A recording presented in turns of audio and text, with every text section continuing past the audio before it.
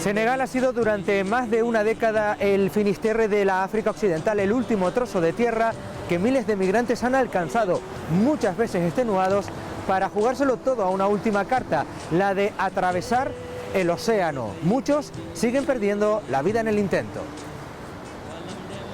Pueblos enteros como esta aldea a las afueras de Dakar se han quedado casi sin jóvenes. Yaya Bayan perdió a su hijo de 27 años al naufragar rumbo a Canarias. Decidió crear una asociación para luchar contra la emigración clandestina. Yaya Bayan, salam aleikum. ¿Por qué su hijo decidió subirse a una patera? Que mi hijo era pescador y como todos los de ese barrio vivíamos de pesca y únicamente de esto y no necesitábamos nada de nadie. Pero cuando empezó a haber sobreexplotación de los recursos y cada vez faltaban más, todo eso hizo que ya no se podía vivir de esto que era la pesca y él decidió coger una patera artesanal para cruzar el Atlántico y encontrar vida mejor en Europa. Imagino que usted y las madres de esta aldea hubiesen preferido a sus hijos aquí pobres pero vivos. Es el principal motivo de esta asociación, porque sabiendo que las dificultades no impedían que los niños siguiesen saliendo, a nosotros nos hubiese gustado tenerlos aquí a nuestro lado y compartiendo con nosotros todo lo que vivíamos, sea poco, sea mucho, que tenerlos hoy desaparecidos por el mar, sin saber dónde han acabado, sin encontrar su cuerpo para hacer el duelo. Es difícil luchar contra esas organizaciones que impulsan la inmigración clandestina. No es nada fácil plantar cara a esta gente que hace ese trabajo. Sobre todo primero porque somos mujeres y aquí a veces cuesta que nos den este espacio para poder decir lo que realmente queremos decir. Recorremos San Luis, antigua capital situada al norte del país. Desde aquí salieron casi la mitad de los 30.000 migrantes que recibió Canarias en la crisis de los cayucos. La tragedia de hijos, padres y maridos trajo consigo el empoderamiento de miles de mujeres. Salam aleikum. Ça va bien, merci. Tu marido se fue hace 11 años a España. ¿La sociedad de este país te lo está poniendo fácil para que te hayas convertido en cabeza de familia? Al principio no ha sido fácil porque era mujer y le costaba más, pero ahora cada vez la gente lo acepta más y lo ve cada vez mejor. En 2019, más de 200 personas murieron en dramáticos naufragios en la ruta de Canarias. Más de 1000 fueron los fallecidos, entre los que habían puesto su rumbo a España. Amadou, tú eres experto en cooperación internacional. ¿Puede más la imagen del éxito de la inmigración irregular en Europa a la de los cadáveres flotando en el mar? Siempre hay esta lucha, ese enfrentamiento entre dos diferentes imágenes que hace que los que no han conseguido ir y ven esa imagen quieren jugársela, porque también es una oportunidad que dicen que ellos se pueden permitir y ver cómo les sale.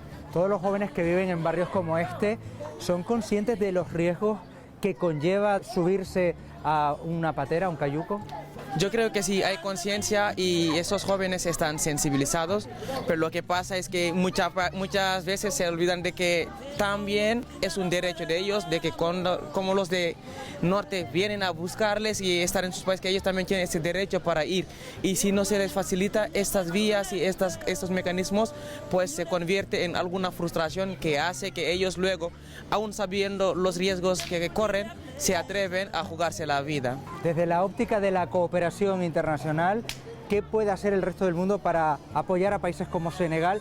Pues el resto del mundo tiene que saber y volver a darse cuenta de que primero esos jóvenes de países como Senegal y África tienen los mismos derechos de viajar, de moverse como los jóvenes de otros países y que es un derecho que se les tiene que reconocer, está reconocido, pero luego a la vez de que quieren irse se les dificulta el camino y por eso se frustran y cogen otras vías. Amadou, muchísimas gracias. Muchísimas gracias.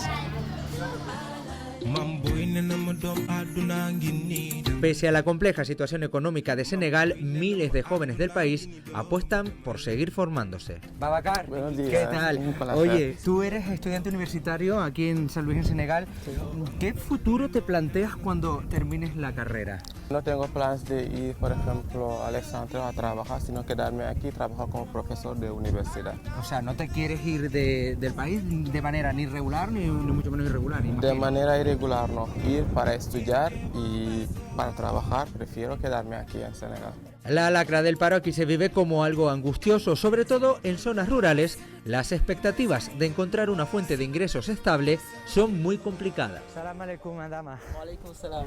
Tú eres un joven con una familia muy grande a tu cargo, llevas 10 años sin trabajo.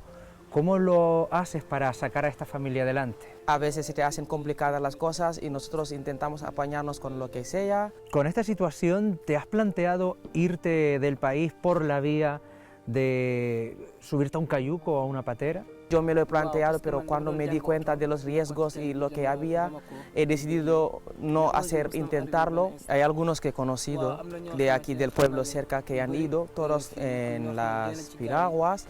Algunos consiguieron llegar, pero otros no consiguieron llegar y fallecieron en el camino. Yo creo que no lo sabían lo que les esperaba ahí y la mayoría decidieron irse porque se daban la imagen de que todos llegaban a Europa y que el camino parecía algo fácil y todos se fueron sin pensarlo.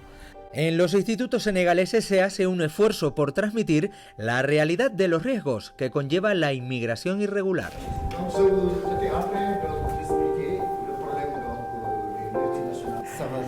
Bien, merci beaucoup. Faiz, quiero que me cuentes a todos tus alumnos qué mensaje claro les lanzas respecto a inmigración. Les estoy compartiendo el mensaje que esta juventud que sale todavía ignora los riesgos que existen en este camino y las realidades que les esperan allí. Por esto, cuando van, el sueño que les mueve nunca se cumple o se cumple muy difícilmente. Imagino que en todo este tiempo algunos alumnos tuyos no te han hecho caso porque se han embarcado en pateras o cayucos. Efectivamente, a pesar de haberlo trabajado varias veces en clases y en otras sesiones, a pesar de mostrar imágenes y videos y realidad de allí según lo que nos llegue, ha habido casos de alumnos que han cogido estas vías inseguras para intentar llegar a Europa. Jerejef, qui peut répondre à une question, s'il vous plaît? D'accord. ¿Me puedes decir si entre ustedes hablan sobre este tema? Es algo que nos duele y cuando sobre todo nos enteramos de lo difícil que es el camino, sobre todo cuando hay algunos que pasan por zonas como Libia donde se les trata como esclavos. Y mi punto de vista es siempre que nosotros no podemos dejar nuestro país para ir a desarrollar otro país porque somos el patrimonio y la esperanza de este país y somos los que mañana tendremos que desarrollar este país, nosotros jóvenes y las mujeres, para sacarlo adelante.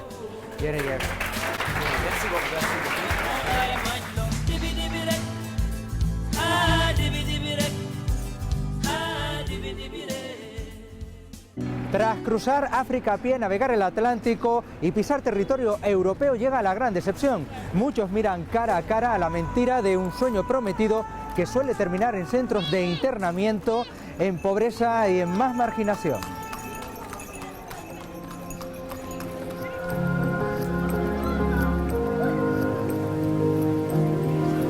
Mamadou, Daga, ¿qué tal? Los dos tuvieron un intento de llegar a Canarias en patera. En tu caso, en 2007, en una patera con 106 personas, llegaste a Tenerife, estuviste en un centro de internamiento de extranjeros.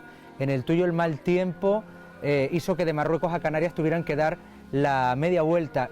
¿Qué han aprendido ustedes de esta experiencia? Yo me he quedado con un sentimiento de lamentar la decisión de haber cogido los cayujos y de haber intentado ese camino peligroso, porque a mitad de camino y cuando volví aquí me he dado cuenta de lo peligroso que ha sido, y desde que he vuelto llevo trabajando y haciendo diferentes actividades aquí que ya no tengo envidia para la gente que ha ido y ha llegado. Ahora tengo mi trabajo y mis hijos y a lo mejor muchos que han llegado todavía no lo tienen. En tu caso, ¿qué aprendizaje sacaste tú, Mamadou? El camino ha sido muy duro, pero de ese camino he aprendido muchísimo y por una parte sí no lo intentaría, pero por otra parte intentaría para ver mi suerte en esto. ¿Se han planteado volver a intentarlo?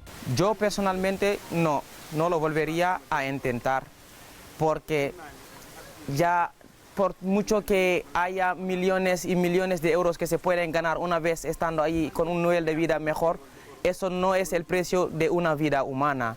Yo sí, cuando me echaron en el 2007 me quedé con las ganas de volver a intentarlo.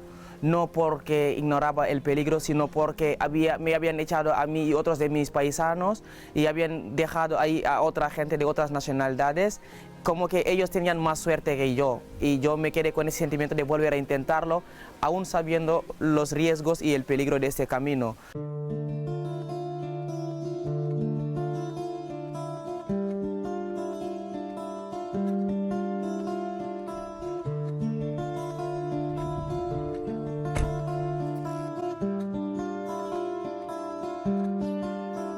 Mamadou, ¿qué tal? Oye, te veo trabajando aquí en tu asociación que creaste cuando regresaste de España a Senegal. Previamente te fuiste en cayuco y llegaste a la isla de La Gomera. ¿Cómo fue esa experiencia? Bueno, fue un viaje muy largo, un viaje muy duro, de pura injusticia, porque me hubiese gustado viajar de otra manera. La experiencia de haber estado en España esos años, ¿para ti cómo fue? Porque creo que tienes una visión crítica al respecto. Estar aquí y escuchar que todas las grandes instituciones de derechos humanos están en Europa y tal, entonces piensas que podría vivir todo excepto injusticia. Puede ser un inmigrante ilegal, una persona ilegal, un sin papel, no tiene derecho a muchas cosas. Pues fueron experiencias que a mí me marcaron la vida. Decidiste volver, crear esta asociación. ¿El objetivo principal cuál es? Hacer ver la gente de Gandiol, la gente de mi pueblo, y hacerle ver toda la riqueza que tiene este pueblo. Y también hacer entender a las autoridades que si apuestan por la juventud, Senegal puede tener otra cara. De regreso a Dakar quedamos con el periodista canario Pepe Naranjo. 8 años viviendo en primera línea, los movimientos migratorios africanos le convierten en una voz cualificada para analizar en qué momento se encuentra este fenómeno. Pepe, ¿qué está pasando? ¿Por qué se está produciendo un repunte en la llegada de pateras y cayucos en la ruta de Canarias?